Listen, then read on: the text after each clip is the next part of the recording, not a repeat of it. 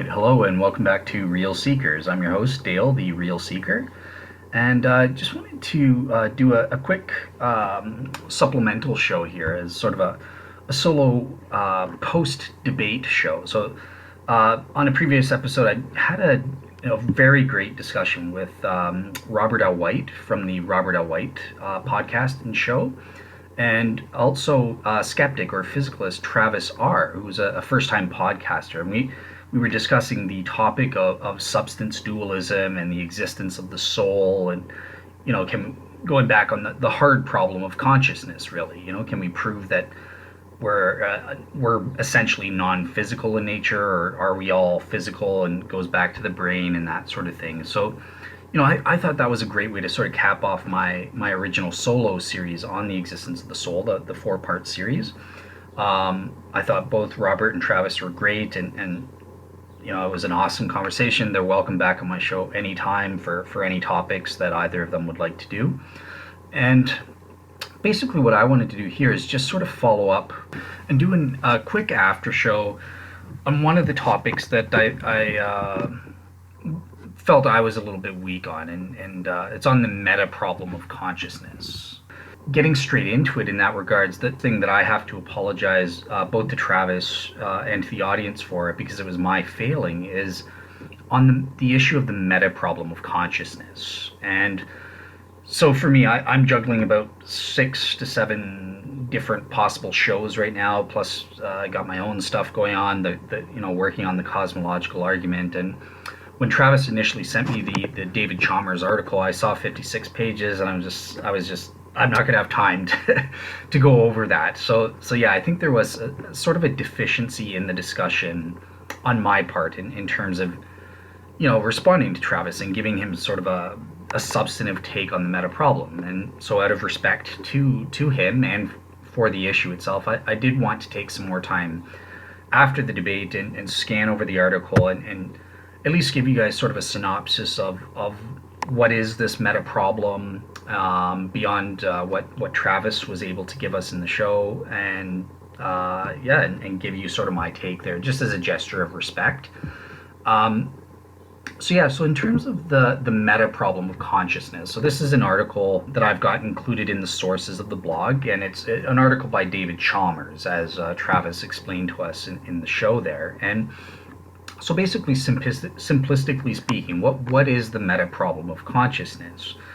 So David Chalmers defines it simplistically as this, quote unquote, it's the problem of explaining why we think that consciousness poses a hard problem in the first place, or in other terms, it's the problem of explaining why we think consciousness is hard to explain. So obviously, as all of us admitted, and Robert was very smart in bringing up it. Look, without the hard problem, there is no meta problem. The meta problem is derived from the fact that most people in this world recognize that there is a hard problem of consciousness, and trying to explain that phenomenon that we all know exists and experience every day phenomenologically.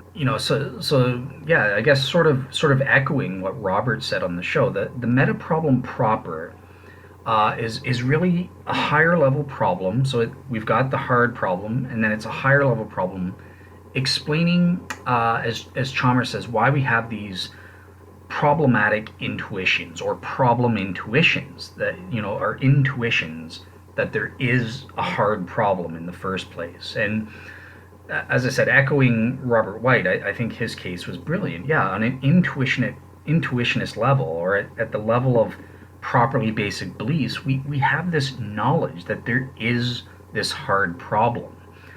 Chalmers phrases this in terms of quote-unquote problem intuitions, whereby they reflect our sense that there is some sort of special problem that involves consciousness, and there's some sort of gap between the physical processes in our brain or in central nervous system versus phenomenological consciousness and consciousness itself. Yeah, this is what the meta problem of consciousness is about. We have these problem intuitions or problem reports, where when you say, well, I just can't see how consciousness could be physical. This is what Chalmers calls a problem report, and it's reflecting our intuitions that there is this hard problem here. So basically, Chalmers divides it up. There are at least four different categories or main categories of problem intuitions that we have. So the first comes down to explanatory intuitions. Yeah, these include sort of the gap intuitions, holding that there's an explanatory gap. And you'll notice that even Travis himself admits this. He's, on an epistemic level, there is this gap between physical processes and consciousness.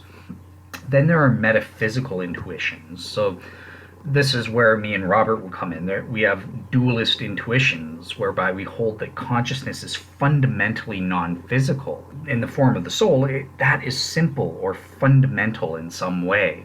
Then we also have knowledge intuitions, that there's a hard problem of consciousness, whereby our first person knowledge intuitions regarding me as a first person, this provides us with special knowledge from a first person perspective that there is this hard problem in the first place, that the consciousness and the physical don't quite match up. And that sort of relates to what Robert later explained as the knowledge argument with Mary and her being colorblind and then seeing red and that sort of thing. And then finally we have modal intuitions based on what is possible or logically conceivable. And our modal intuitions provide us with knowledge that there is this hard problem of consciousness, that there's the physical and consciousness don't quite square together. So these are what David Chalmers says, these are our main problem intuitions that tells us that there is a hard problem in the first place. And the meta problem of consciousness, people that are engaged in this are devoted to trying to find a solution to, well, why do we have these intuitions? What are some of the reasons or solutions that might explain this? And this is what they call the meta problem of consciousness, trying to find a solution to why we have these intuitions that are problematic. So essentially there are several options as to, or reasons for why we have these problem intuitions, suggesting that the hard problem of consciousness is a real problem. I'm just going to name some of the main ones that I felt were interesting, but again, check in the sources, and I've provided links to the article, and you can see some of the other ones. He's got about 10 there or something, but yeah, so I'm going to mention about 5 to 6 of them. So the first one is what are called introspective models. So these guys say, oh, well, the reason why we have these problem intuitions, the solution to the meta problem of consciousness is that, look, any intelligent system will, by necessity, need to have representations of its own internal states. So a way of illustrating this, look, if a system visually represents a certain image, like a red apple, obviously it would be helpful for it to represent the fact that it represents that image. Or another way of saying, look, if a system judges that it's in danger, for example, it would be helpful for it to represent that fact, that it judges this. Essentially, this view is obviously going to be part of the solution. Obviously, there is this introspective aspect and representations that we get on a first-person perspective. But really, this doesn't really solve the meta problem of consciousness, because these representations in and of themselves don't constitute anything close to a solution. For that, one would really need an explanation of why and how our internal self models can produce these problem intuitions. I represent my beliefs all the time. I have a belief that Toronto is in Canada, for example, but this representation in my head that my first person is experiencing, that doesn't always typically go along with the problem intuitions of why there are these intuitions that the hard problem arises. So this cannot be an exhaustive or complete answer to solve the meta problem. Another one another solution is looking at phenomenal concepts then. So this basically tries to explain the problem intuitions that we have in terms of features of our phenomenal concepts. Again, though, with this, the problem is that none of these phenomenal concepts can be both explained in physical terms and ones that can explain our epistemic situation. So really the phenomenal concepts themselves are too thin to explain those four problem intuitions. And a way of illustrating this that Chalmers gives is, look, the suggestion that phenomenal concepts are indexical concepts, such as this state, like I am here, I am in this state of seeing redness or something like that, that doesn't really explain our knowledge, intuitions, and others, because when we pick out a state indexically, we're really being silent on its nature, and there's no obvious reason why it should generate these problem intuitions, in terms of suggesting that there is a hard problem of consciousness. So this one, again, doesn't work. It may be an ingredient, but by itself, it doesn't solve the problem. One of the more substantive ones, in my opinion, it's kind of, I think Travis might go along with this one, but there's this introspective opacity. So, look, the physical mechanisms that underlie our mental states, they're opaque, to introspection at times. And since we do not represent our states as physical, as we don't represent our states as physical, we tend to associate them as non-physical as a result. So we falsely get this association due to the fact that it's opaque through introspection. And one of the analogies that I think Dr. Armstrong, who's an advocate of this view, would use is the headless woman illusion. Look, if we have a sheet that covers a woman's head, we do not see her head, and usually we associate with that as, oh, she's headless. It's an illusion. It's a well-known illusion, apparently, and we somehow move from I do not perceive the woman has a head to the conclusion that I perceive that the woman has no head. And that's obviously fallacious because it's just covered up. So this does sound substantive. I think there may be something here, but the problem is that, but look, in the case of consciousness, trying to say that we move from I do not introspect that consciousness is a brain process to I introspect that consciousness is not a brain process, that's not really automatic. There are many cases where someone with the headless woman can perceive someone's body but not their head, but they don't automatically jump to the conclusion that they're headless, such as if someone's blocking somebody's head or something like that. We don't make this automatic false association, and likewise it's the same here in terms of the association of, well, I don't introspect that consciousness is brain process. We don't automatically introspect that consciousness is not a brain process based on that alone. And I think that that's kind of an issue here. We have to argue that there's something special about the case of consciousness, just like there's something special about the woman whereby her head is covered with a sheet that allows for this associative fallacy to come about. And yeah, that's something that can't and or hasn't been established as of yet.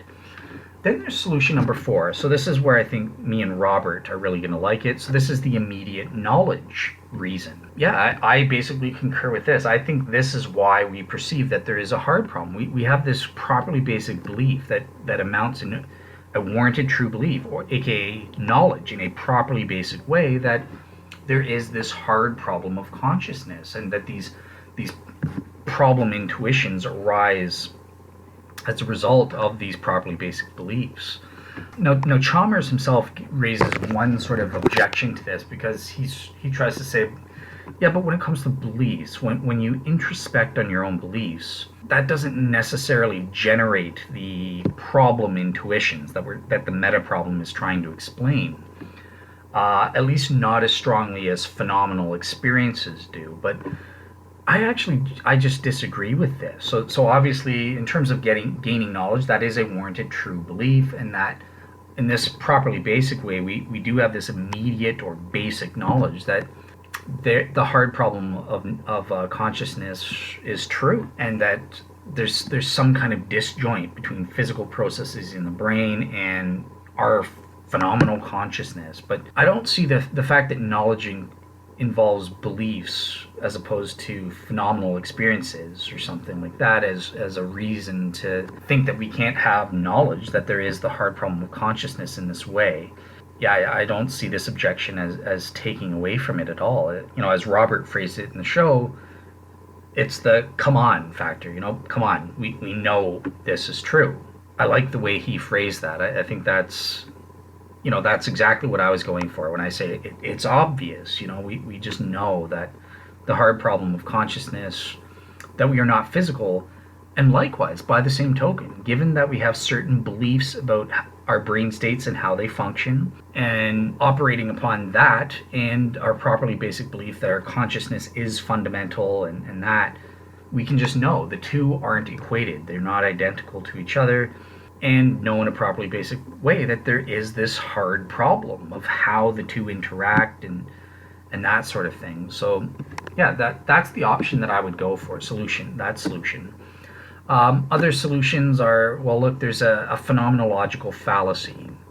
So some scientists, I think this was in 1950s it came about, but they'll say, well, look, resistance to materialism lies in the phenomenological fallacy, which is essentially the mistake of supposing when the subject describes his experience, his conscious experience, how he describes how things look or smell or taste or whatever, he's really describing the literal properties of objects and events, but just on a peculiar sort of internal point, first person point of view, like a cinema, like an internal cinema or television screen, and then they introject this.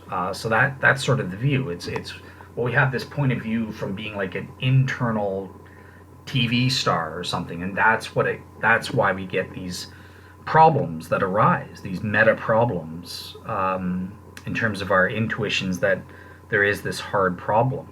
But again, the problem is with this, look, many people have caught on and they explicitly reject this fallacy, but yet the problem intuitions remain just as strong as ever. We recognize the hardcore problems through the four categories of problem intuitions, as Chalmers calls it. So I don't think this one works at all. Another final solution I'll mention is Dan Dennett, the user illusion category, or this is a reason why we have these problem intuitions that the hard problem exists. And Dan Dennett uses things like, well, take the analogy of a computer screen. We have various file folder icons on our screen, but that's an illusion. There isn't really a file on our computer or a literal folder or something like that. Now, in order to do this, though, Dan Dennett has to rely on other previous solutions to the meta problem. So for example, and he calls this the user illusion solution. But yeah, he has to rely on things like the introspective opacity solution, for example. And again, those have problems. He also utilizes various other views, like the primitive quality attribution solution, for example, which are solutions I didn't go into in this show, but again, scan that article, they list out. I think that's it. So that gives you sort of a sense, a lay of the land as to, well, how do philosophers approach trying to solve the meta problem of consciousness? Why is it that we have these fundamental intuitions that there's a problem here between consciousness and our physical brain, that the hard problem of consciousness is real? And there are various other things. There's the independent roles solution. There's the solution whereby the use mention fallacy, for example. Or some people say, well, we just have a tendency to underestimate the physical. Various people have offered historical or cultural solutions to the meta problem as well. So yeah, take a look at the source. I'll let you guys research that your own and see what some of the problems are with those views and why they don't hold. But yeah, my solution would be the knowledge, the immediate knowledge solution. I think this, in a properly basic way, we have this properly basic belief that there is this hard problem that emerges given our direct awareness of our own consciousness and what we know about physical processes in the brain and stuff like that. So yeah, that's the route I would go to try to solve this. Now, the next thing that Chalmers does is, okay, so he lists out all the solutions as to why we have these various problem intuitions.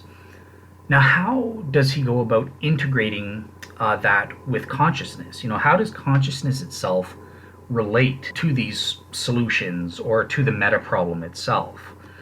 And for this, he gives about 6 different views. So 3 of them are essentially physicalist, or put it this, he puts it as though they are reductionist illusionism. They advocate for illusionism. Consciousness is an illusion, ultimately, and there are 3 views on that front. And then there are 3 views that say, look, it's non-reductionist and it's not an illusion, it's real. Our phenomenal consciousness is real. So I'm going to start with the illusionist category. So I'm going to go out of order of the way Chalmers gives it. So the first one is, the hardcore physicalists like Richard Dawkins, and this is called the strong illusionism or strong illusionist view. It basically says, look, phenomenal consciousness does not exist. You're a fool if you believe that your consciousness is real. And on that front, all 3 of us, including me, Robert, and Travis in the show, would be considered fools on this view. Consciousness is to be identified with special primitive properties or primary qualities, and there is no such special primitive properties that are instantiated in our brains, and therefore phenomenal consciousness just does not exist. We're all just ordinary physical stuff in a certain configuration. The next 2 views entail what are called weak illusionism, and there are 2 types. So the first option is weak illusionism type 1, and this views consciousness as a lower order meta problem state. So what is a lower order meta problem state? Chalmers defines it basically as, look, lower order cognitive states are those that drive the meta problem states. They're known as quasi-phenomenal states because they're states that are simply misrepresented as phenomenal. It's an illusion. They really aren't phenomenal, but we misrepresent them as such. And on this view, look, phenomenal consciousness is simply identified with the cognitive states like perception, attention, our access consciousness, and these are really what serve as the original target of the meta-problem processes itself. The next view is weak illusionism type 2, and this basically says, well, consciousness is a higher order meta-problem. So remember Travis, even though Travis believes consciousness is not an illusion, he did make reference to higher order, like a group workspace theory, I think he called it, and there is higher order mental states. So this is kind of going along with that. It's saying, well, consciousness is a higher order meta problem state. And on this view, consciousness is really to be identified with certain processes and the meta problem processes that attribute special states to ourselves. Only creatures with certain introspective models will be phenomenally conscious. Okay, so let's get out of illusionism now. Let's pretend, consciousness is real. Phenomenal consciousness is real. Well, on that view, how would consciousness relate to the meta problem? And so here is Travis's specific position. I believe he is a meta problem nihilist, or he advocates for meta problem nihilism. Remember, he mentioned Gödel's incompleteness theorem, and look, we have a mathematical proof that we can never get a total solution or answer. And that's what this view says, is there's essentially no solution to the meta problem of consciousness. And yeah, that was what the view that Travis explicitly stated on the show. The second view is called meta problem correlationism. So this basically says that consciousness itself correlates with the meta problem processes or problem intuitions, but consciousness doesn't play a causal role in the meta problem processes, the arising of these problem intuitions and the meta problem. It simply correlates with those processes. So the obvious problem here is, well, look, it's basically saying our phenomenal problem intuitions just happen to be correct by sheer coincidence. It's a matter of luck. And on this front, this would be a problem where Travis brings up this tight correlation issue. And here, on this view, I would agree, Travis has got something here. It seems like it's just sheer happenstance that consciousness would correlate to these problem intuitions and physical processes that arise, that cause these, allow these problem intuitions to arise within us.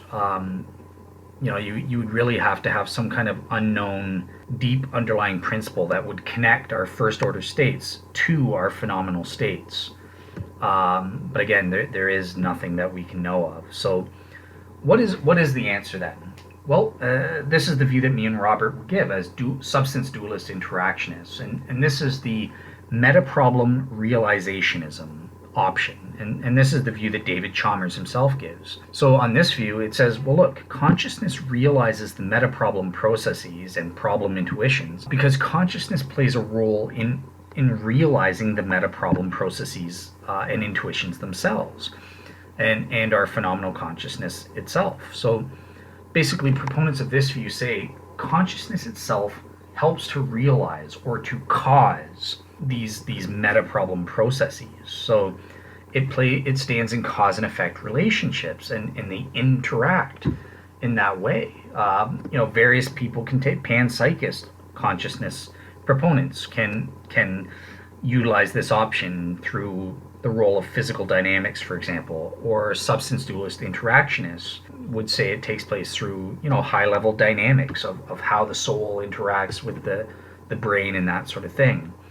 There are even some physicalists who can take this option. So there are some biological materialists who hold that consciousness is essentially biological. Some quantum physicists have said this. They say our phenomenal problem intuitions or derived from quantum mechanics and that sort of thing.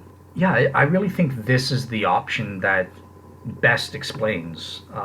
It accounts for why we have the correlation, why the meta problem arises for us, and the hard problem of consciousness, why we have these problem intuitions that there is a hard problem of consciousness in the first place. So yeah, that's the option I would go for. I think that the solution to the meta problem is, number one, we have certain problem intuitions that arise in an immediate or properly basic way, whereby we know there is a hard problem of consciousness.